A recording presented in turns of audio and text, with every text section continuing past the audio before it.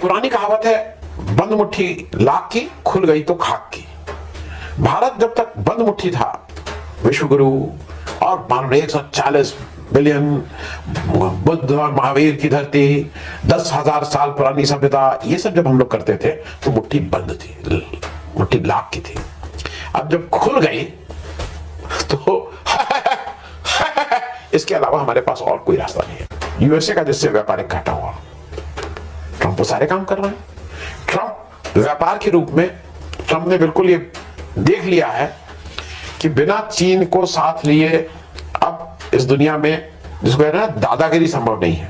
आप ऐसा कौन सा काम किए हैं जिससे विश्व पटल पे आपको याद रखा जाए, और खास करके विदेश नीति के हिसाब से, कि आपने ये कर दिया कि भाई ये हमारे साथ बिल्कुल आएगा, हम इसके साथ तो खड़े हैं। अमेरिका आज बिल्कुल विदेश नीति में बिल्कुल स्पष्ट है।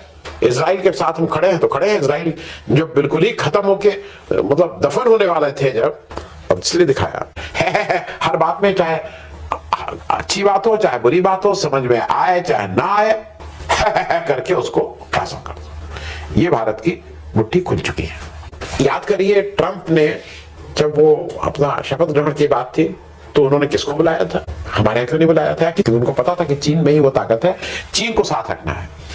अगर दुनिया पे इस समय आपको हुकूमत अपनी चलानी है, निरंकुश शासन चलाना है दुनिया पे, तो उसके लिए बिना चीन और आपका गठजोड़ के संभव नहीं है।